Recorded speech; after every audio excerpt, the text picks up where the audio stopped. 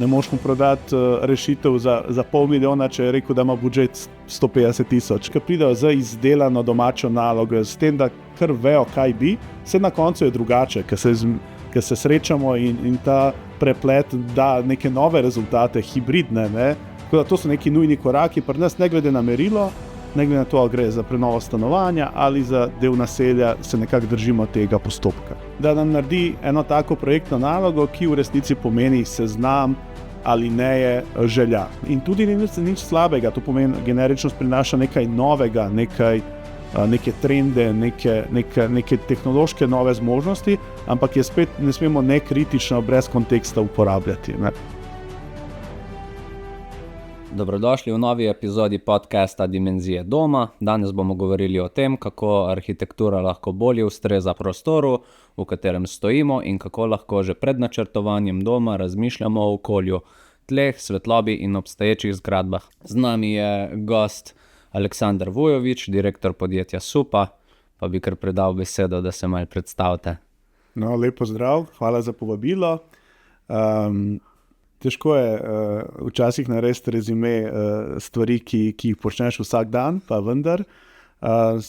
Prihajam sem ustanovitelj ekipe Supa, studio za urbano projektiranje in analizo, kjer se v bistvu ukvarjamo s prostorom v širšem smislu, predvsem pa skušamo uporabljati presečišče med urbanizmom, arhitekturo in prostorsko umetnostjo, ki se nam zdijo nerazdružljive prvine, ki pa so postale specializirane tekom let in tekom zahtevnosti vsakega od področij. No, mi pa nekako črpamo v enem merilu, recimo, da je razlika med njimi razlika v merilih, ne, kako daleč stran greš od objekta, ne, po domače, in črpamo v bistvu znanja iz enega merila, kot je recimo širše merilo ulice, soseske, uporabljamo ga pri merilu hiše, ne, ali stanovanja, ali neke prostorske intervence spomenika, ne. In obratno, učimo se pa tudi v obratno smer, ne. In to se nam zdi naša največja morda prednost. Kako pa pol vi pristopate do teh, bom rekel, projektov, problemov, kakorkoli že, ne? Kaj bi bil tisti nekako prvi korak?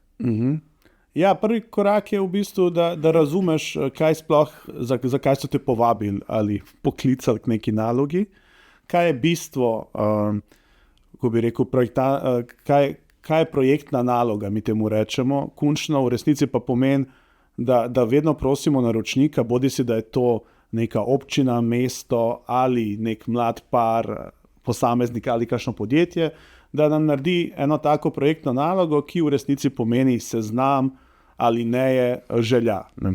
Potem mi to prevedemo v nek osnovni register, kaj bi to pomenilo v prostoru in kaj od tega je možno, ne. Tako da skušamo ločiti med željami, potrebami in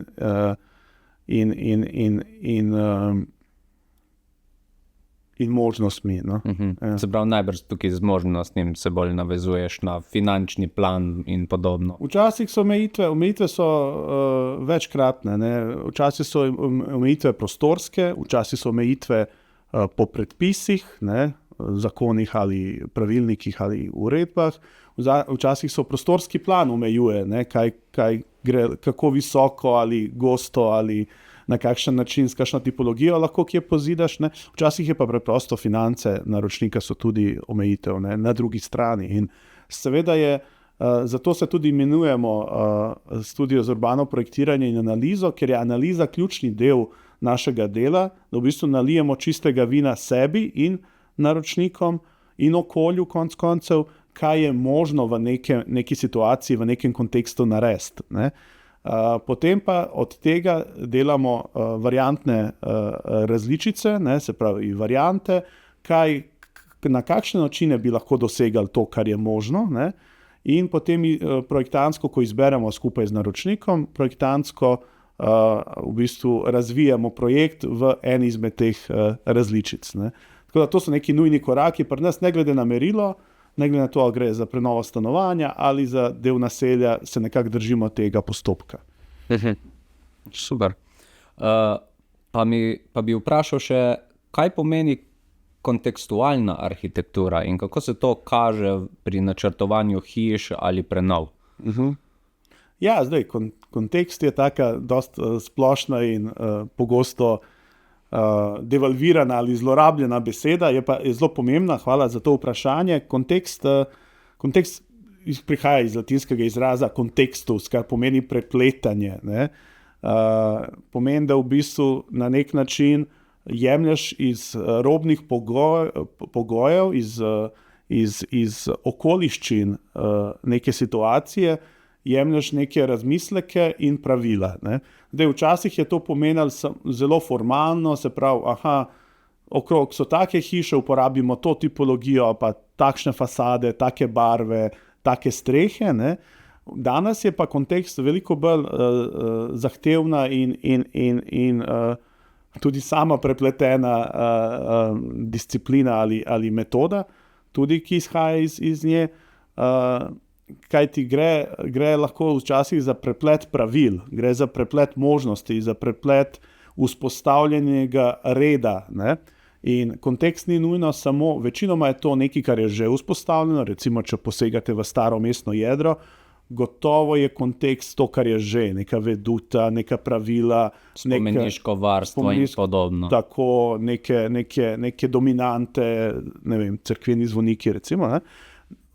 Ponekod pa soustvarjaš kontekst s svojim posegom in se manj zadržuješ kot v primeru recimo mestnega jedra, ko nekje v eni, ne vem, novi razvojni coni, ki nima blizu nekega starega konteksta, pa ga ti soustvarjaš in se ne smeš bati tudi tega, da ti z nečem novim doprineseš neko pravilo ali novo skladnost z okolico.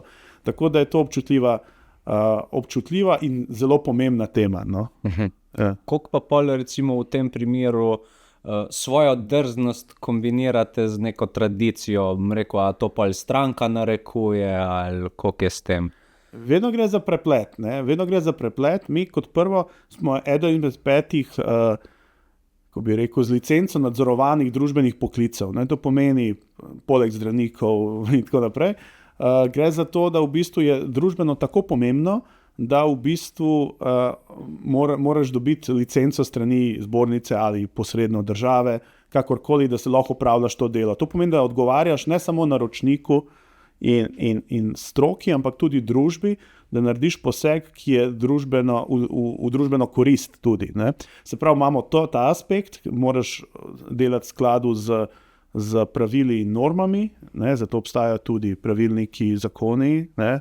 Naš poklic pokrivajo recimo 4 zakoni, ne. Najpomembnejši so zakon o urejanju prostora in gradbeni zakon ali prej zakon o graditvi objektov in tako. Potem je eno želja naročnika, ne, ki ima seveda svoje legitimne želje in skušaš zadovoljiti znotraj teh pravil in omejitev. In tretje so seveda, ker vedno posegaš v prostoru neke lokalne skupnosti ali redke v državno pomembnem prostoru, ne. Se pravi, ponavadi neki občini in tudi ona da svoje pravila, kako naj se ureja, kar se ponavadi zapiše v občinske prostorske načrte ali podrobneje v občinske podrobne prostorske načrte.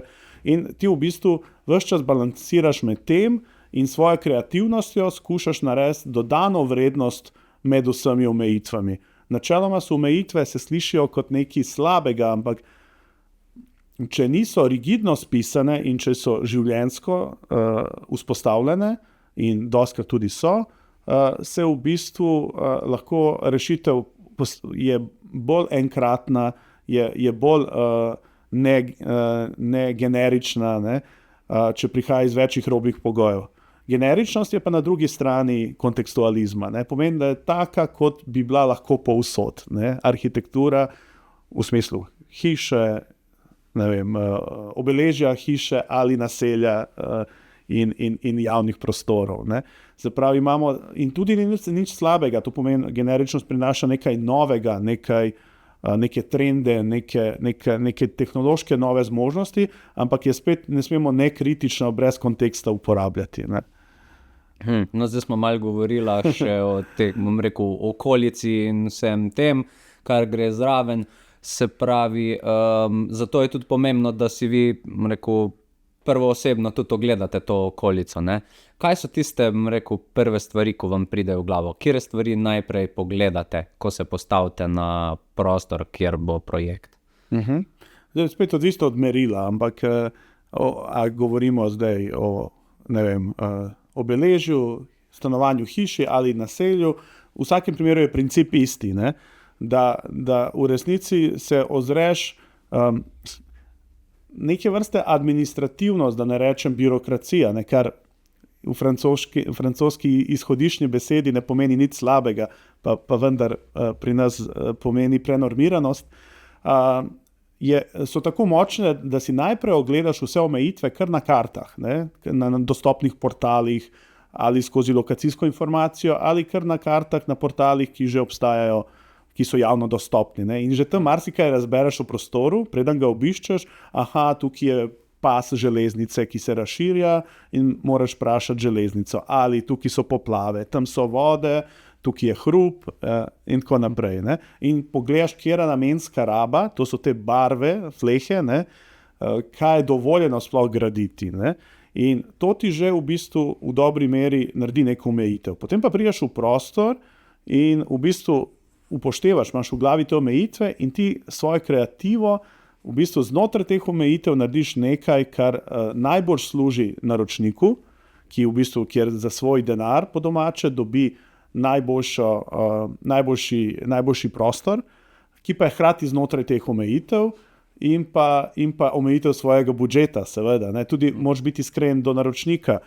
Ne moš mu prodati rešitev za 500,000, če je rekel, da ima budžet 150,000 in podobno, ne. Tako da v bistvu je zelo kompleksna disciplina, kjer v bistvu imaš v glavi tako birokratske kot in situ omejitve, to pomeni v prostoru, in hkrati omejitve naročnika, ne samo finančne, ampak tudi stilske navade, moraš spoznati procese, ki jih projektiraš, ni isto ene poslovne prostore projektirati kot intimo doma, ne. In seveda moraš globoko razumeti procese, kako grejo stvari, kako se opravljajo neka struktura delovanja, hkrati pa moraš tudi želje naročnika upoštevati, ne, ki pa so še vedno pod kapo vseh omejitev, ne.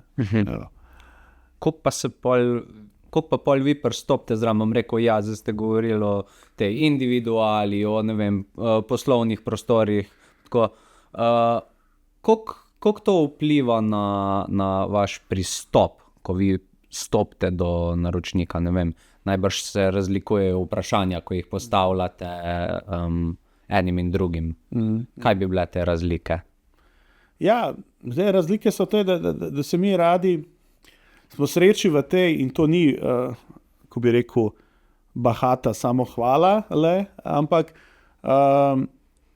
smo v trenutku razvoja studija, da v bistvu si lahko privoščimo spoznavanje z naročnikom, ne.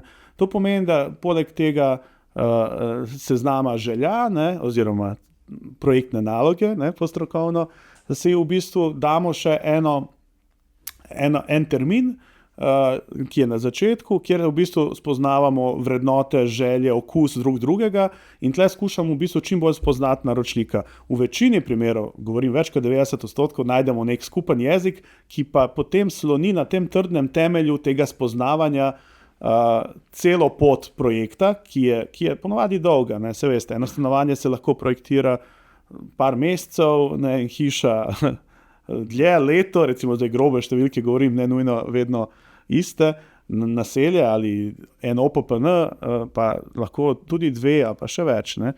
In pomeni, da si dolgo poročen, jaz pravim, z naročnikom, ne, in je fajn, da v začetku teh prvih 2 sestankih v bistvu vidiš, ali pašeta skupaj, bodi si osebnostno, bodi si po vrednotah, karakterju, pa tudi po okusu in pogledu na prostor, ne.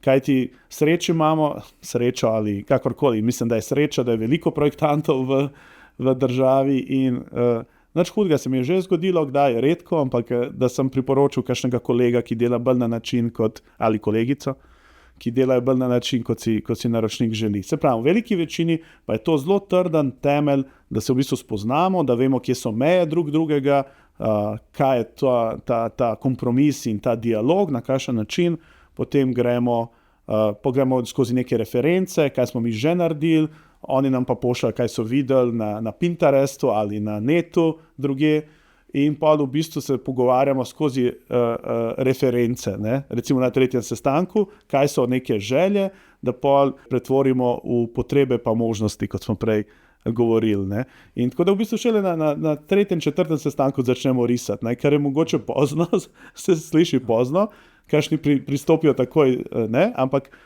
nam to res postavi dobro bazo za korekten in dolgotrajen odnos z naročnikom. Da se začuta, pa pol od tam naprej gradita, se tudi hitreje zmenta. Tako. Pa je mogoče kak tak primer iz prakse, ko bi ga lahko delil, ne vem, kjer je že obstoječ prostor vplival na obliko projekta, hiše, kakorkoli. Če se omejim samo na tekoče projekte, ki so najbolj zanimivi, ki so najbolj recent, najbolj sveži, je zanimivo, recimo projektiramo neki 2 hiši na slovenski obali nad Koprom, kjer pa smo v dolgem dialogu tako z občino z omejitvami in pa z naročnikom z njegovimi željami prišli do neke, meni se zdi, kar zanimive rešitve, kjer upoštevamo rekonstruiran teren, ki je v bistvu bil že poškodovan, pa smo ga nazaj rekonstruirali po navodilih občine, in pa željo naročnika, da vidi morje, ne? In skrati ne zakriva drugim. To se sliši kot izključujoči se dejavniki, ampak zdaj smo prišli do neke lepe rešitve, ki se mi zdi, da bo tudi fajn, ko se zgradi. Ne? Druga stvar, na merilu stanovanja, pa mi je najbolj to črno-belo stanovanje, ki smo ga prenavljali v Ljubljani, na Viču. Ljubljana in Slovenija ima ogromno dobrega stanovanjskega fonda, v bistvu teh samostojnih ali dvojčkov ali vrstnih verižnih hiš iz obdobja socializma, ki so zelo solidno grajene, sploh po letu 65, po novih normah, enako velja za bloke, po skopskem potresu so se izboljšale statične norme, in v bistvu ena take hiše se splača, če nimajo nek blazno pomanjkljivost, prenoviti. Ne? Ampak potrebe in navade so zdaj precej drugačne kot leta 65. Ne? In tukaj je šlo za to, da smo v bistvu znotraj omejitev, se pravi, nič statičnega ne smeš posegati, ne? Razen z novim gradbenim dovoljenjem v fasade in statiko in konstrukcijo, je v bistvu smo izmestili kuhinjo, ki je bila v nekem svoji ločeni sobi, ne?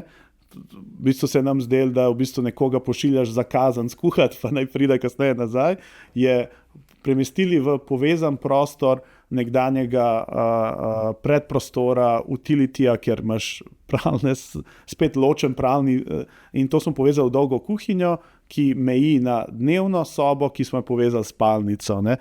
Kopalnico pa zmanjšali in predrugačili, tako da smo vode pustili na istih mestih. In to recimo, to si lahko tudi pogledajo vaši gledalci na naši spletni strani super.si, je par takih primerov, kjer smo odreagirali znotraj dovoljenega na kreativen in ustvarjalen način, da smo izboljšali v bistvu, ne samo, da smo izboljšali bivanje bodočim stanovalcem, ampak smo odklenili potencial, ki se ga niso zavedali, ali pa niti mi, dokler se nismo poglobili. Ne? Tako da ta primer rad povem, so pa tudi drugi. Ne? Se pravi, odvisno od merila. Ne? Ja. Ja, ker večkrat se soočamo s tem, bom rekel, tako si rekel, iz 65 pa naprej hiše, ali pa mogoče še starejšine, slog življenja, navade v življenju so bile toliko drugačne, bom rekel, ti prostori so večkrat danes neuporabni, ne, recimo ne vem kake, prostor, ko je bil včasih hiša, ne, s krušno pečjo in omizje za 20 ljudi, ne, danes te potrebe načeloma ni več, ne, pa se pa tako spremenijo prostori. Pa imate mogoče kak predlog, čist tak praktičen za poslušalce, in kaj je tisto en nasvet, ko ga lahko upoštevajo, ko začnejo razmišljati o prostoru, pač, da bi ga spremenili, ali pa mogoče celo stanovanje, da bi spremenili, izboljšali kakovost bivanja v njem.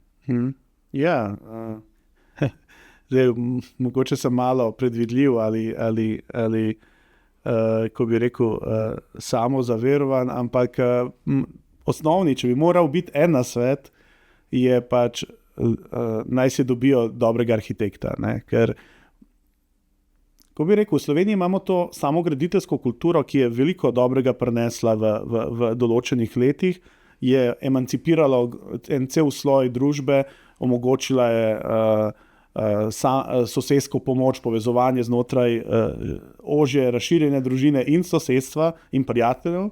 Hkrati pa v bistvu zdaj čutimo nek val negativnih posledic, ne, ker v bistvu smo malo pozabili, da obstaja ena najstarejših strok na svetu, ki se ukvarja s tem. Ne.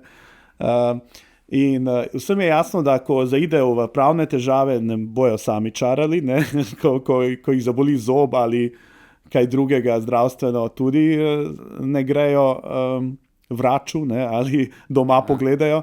Podobno je s prostorom in seveda niso vse odločitve enako usodne. Če premikaš omare, je to super neka, ali pohištvo, je to super vaja, ki sem tudi jaz v primarni družini, ki ni arhitekturna, počel, ne.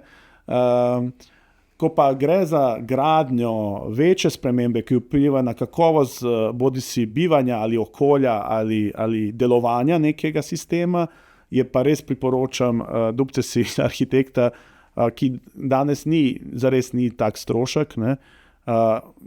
Predvsem je pa premosorazmerni dobiček, če pogledamo, kako lahko izboljša, ali efektivo, ali logičnost uporabe nekih sosledja prostorov, konec koncev tudi dobiček, če govorimo o poslovnih ali razvojnih površinah. Tako da, ja, če ena svet je, dobite si dobrega strokovnjaka, spet je treba zbirati, tako kot v vsaki stroki, kritično, med posamezniki, če bi pa lahko 2 nasveta dal, bi drugi bil, pa naredite ta seznam želja, spoznajte svoj okus. Jaz vam najraje, ko pridejo, za razliko od nekaterih mojih kolegov, najraje, ko pridejo z izdelano domačo nalogo, s tem, da kar vejo, kaj bi, vse na koncu je drugače, ker se srečamo in ta preplet da neke nove rezultate, hibridne, ne, drugačne, ampak veliko rajši imam to, kot nekdo, ki govori, ja, karkoli, ok, na koncu pa ni zadovoljen z izdelkom. Se pravi, aktivnega naročnika je najboljše imeti, takega prostorsko izobraženega, samoizobraženega, nič ni narobe z internetom, s pregledovanjem referenc, tudi če niso realne ta hip, a se vam ne zdijo realne, mi poberemo nekaj od tam, ki pa je nek košček, ki pa je zelo uporabljen, a pa princip, kako se deluje, ali atmosfero prostora. Tako da čim več referenc, čim več zanimanja za to temo, pa na koncu prinese v bistvu dober rezultat v tem kompleksnem procesu projektiranja. Aleksandar, hvala za pogovor o tem, kako lahko arhitektura upošteva prostor in okolje, da nastanejo funkcionalni in prijetni domovi. Hvala tudi vam, dragi poslušalci, da ste bili z nami v tej epizodi. Če vam je bila všeč, vas vabim, da ocenite podcast in ga delite z drugimi in se nam še naprej pridružite v naslednji epizodi, kjer bomo še naprej raziskovali nove dimenzije doma.